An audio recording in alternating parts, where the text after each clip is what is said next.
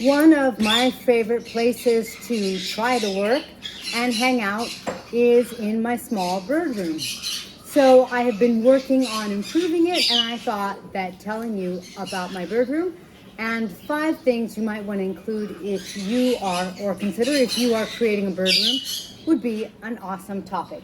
Hey guys, I'm Kaylin. Feathered Splendor, which is a full picture book with amazing pictures. I also have my coloring books all on Amazon under KB Raphael.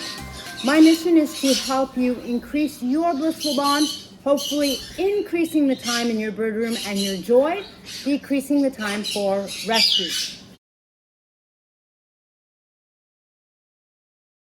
So let's increase it today by talking about that bird room. A lot of my YouTube members have awesome bird rooms, and I think that they do a really cool job. And I think that if you have a couple birds, it's something that you would probably love as well. Now, to keep your birds safe, of course, safety first is the biggest and number one on our list. So with parrots, you have to be careful because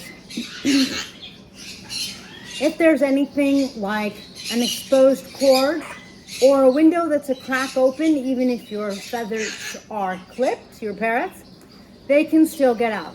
So as you're in your room, make sure that number one, the room doesn't lead to another room where there are dangerous things so that your parrot could get out maybe when you aren't looking and go eat another cord or something like that. Number two, make sure, for example, let's say you have a plant in your room and it's toxic. Make sure to take that out, so that anything your bird encounters, either you're okay with them biting it or maybe you take it out or cover it. There are things you can get like a cord cover so that when your parrot bites it, they're biting plastic, and maybe it'll give you a chance to realize that they're biting the cord and do something about it before they get to the cord. So keep a good eye out. Another example, if you have windows, if you're having problems with your parrots flying into windows, then maybe you could put up a sheer curtain. I go up to the window and I knock on it so that the birds can see that it's solid. Just make sure that that room is nice and safe for your parrot. Number 2, you want to make sure that your parrot has room to fly. Hi, Jewel. Hi, Emerald. This is Emerald, our Hans macaw, and this is River, our green-cheeked conure. These are both smaller birds. They're probably going to get in a fight. No, River. They're probably small to medium-sized, but small, medium parrots, and they may not need quite as much room to fly. However, a bird like my macaw, there she goes flying off. You want to see that you give them some room. So if you're choosing a room or if you're laying things out in the room, one of the best things to do is give them as much of a stretch of space as you can. Although my friend A sent me this awesome article on different parrots and how they fly in different ways. But for one of the ones I remember is for smaller parrots like a budgie or a cockatiel. They actually fly really long distances straight.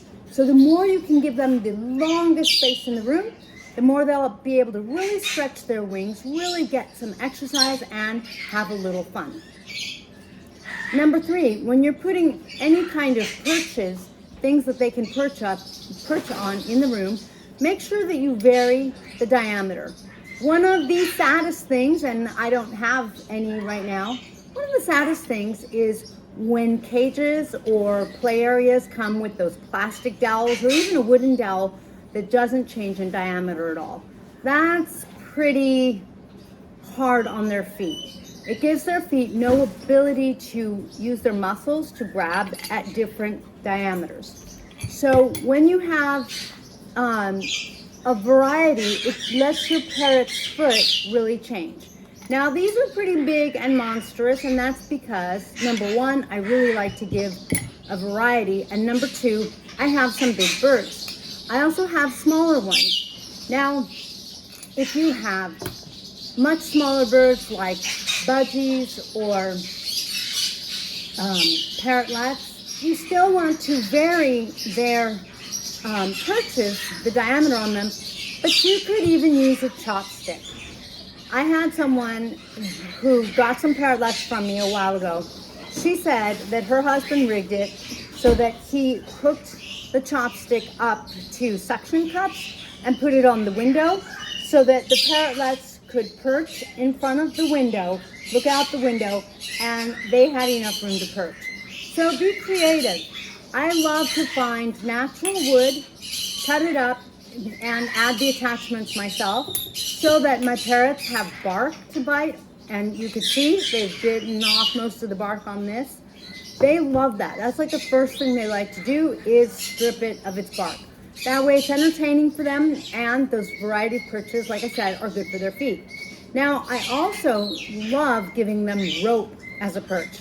I will string it across an area, either in their cage or their play area, or sometimes I'll leave it horizontal because a lot of things in the wild are going to be horizontal. Not everything in the wild is vertical. Even branches on a tree, right? They curve, they go up, they go down.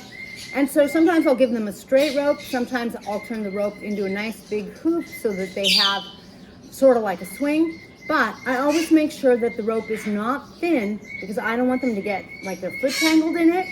And I always make sure that the rope is a natural fiber so that when they bite it, they won't ingest something like cotton and potentially get that stuck in their system, leading to either obstructions so that they now can't eat anymore and you have to go to the vet, and or that could result in surgery, and ultimately it could really kill them. So I'm really careful about the ropes. I use hemp, coconut.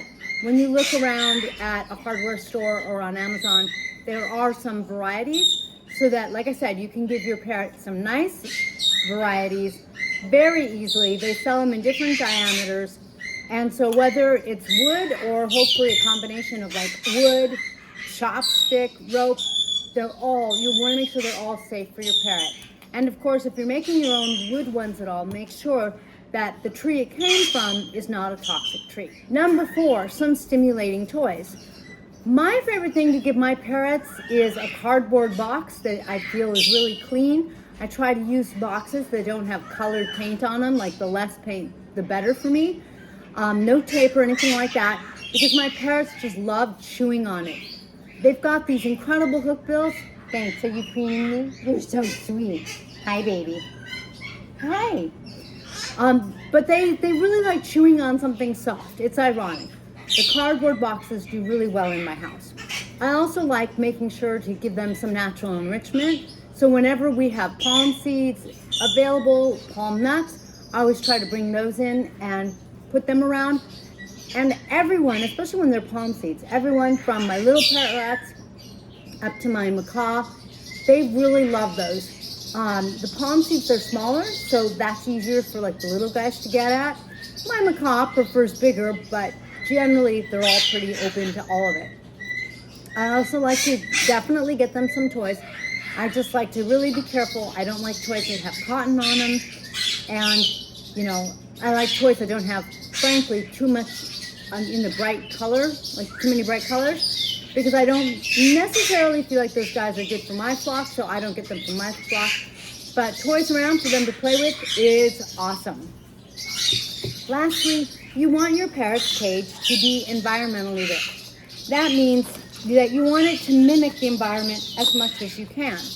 I do that in a couple of ways. So number 1, I told you I get actual wood that I put in. I try to get enrichment, so it's actually real environment kind of thing. But the third thing, and one thing I really love, is I just figured this out. I heard someone suggest a long time ago putting up photos of like a forest or greenery because parrots like that. However, putting up photos and kind of covering your bird room is hard to do. Now, parrots are so messy that sometimes they get the walls dirty with either their food or their droppings. So I recently thought of getting a shower curtain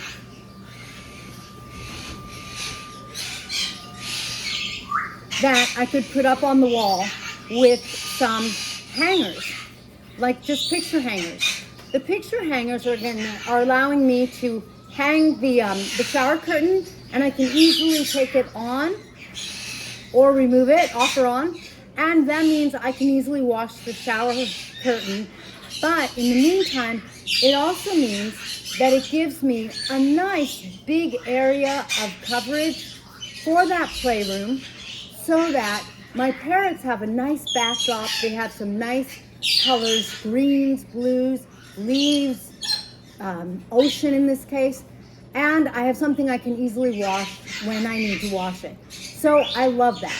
Making a room for my parrots, like I said, I love it because it's a room I can go, I have a couch, I can sit in there, I could do some work or try to do work. With my parrots, it's always hard, but it's a room that they can be in and they can fly around in, which means that I can also do effortless taming. I can just sit there and have my linnies come to me, my parrotlets come to me, or whoever I have the room open to. I also have a perch in there, which means I can let Rosie hang out with me while I work, and that way she's got company, she's got something to do because I could put a toy on her perch for her, and I can spend time with my parrots. I absolutely love it. I hope that if you are thinking of getting a playroom, setting one up, that you set up a wonderful playroom for you and your parrots to increase your blissful bond. If you want to support my mission, my daughter's an awesome artist. She makes cute, awesome designs. Head over to shop.parrotbliss.com and check out some of her merch or our merch, or visit Amazon to get some of my books, and I will catch you in the next feathered video.